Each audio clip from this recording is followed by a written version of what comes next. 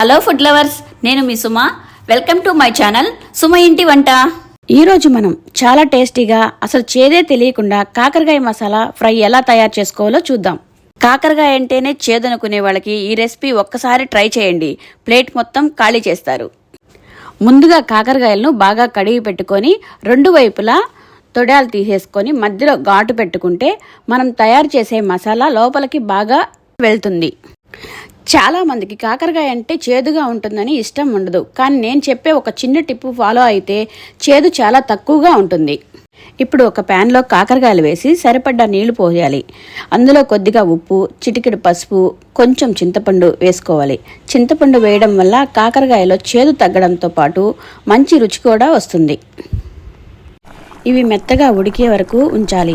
పూర్తిగా మెత్తబడకుండా కొంచెం గట్టిగా ఉడికితే ఫ్రై చేసేటప్పుడు బాగుంటాయి. ఉడికిన తర్వాత నీళ్లు వంపేసి పక్కన పెట్టుకోవాలి. ఇప్పుడు మనం స్పెషల్ మసాలా తయారు చేసుకుందాం.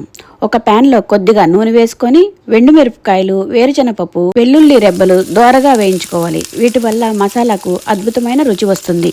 ఇప్పుడు ఇందులో ఎండు కొబ్బరి కూడా వేసుకొని 1 నిమిషం పాటు వేయించుకోవాలి. కొబ్బరి వల్ల కర్రీ మంచి రుచికరమైన ఫ్లేవర్ టేస్ట్ వస్తుంది. వీటిని పూర్తిగా చల్లారిన తర్వాత మిక్సీలో జార్లో వేసుకొని సరిపడ్డ ఉప్పు వేసుకొని కొంచెం దంచినట్టు గ్రైండ్ చేసుకోవాలి. పూర్తిగా మెత్తగా కాకుండా కొద్దిగా పలుకులుగా ఉంటే తినేదానికి చాలా బాగుంటుంది.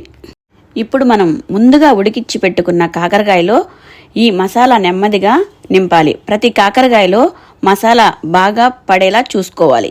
మరొకసారి ప్యాన్ పెట్టుకొని కొద్దిగా నూనె పోసుకొని నూనె కాగాక మసాలా నింపుకున్న కాకరకాయల్ని జాగ్రత్తగా ఒక్కొక్కటి వేసుకోవాలి.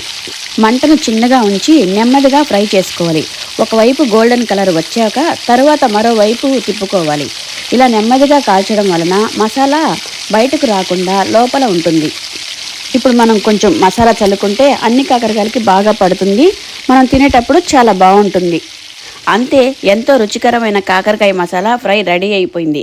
ఈ విధంగా చేస్తే కాకరకాయ ఇష్టం లేని వాళ్ళు కూడా ఇంకో ముక్క అడిగి తింటారు. మీరు కూడా ఒక్కసారి ట్రై చేసి ఎలా వచ్చిందో కామెంట్స్లో చెప్పండి. ఇలాంటి మరెన్నో వీడియోల కోసం సుమ ఇంటి వంట ఛానల్ని సబ్స్క్రైబ్ చేయండి.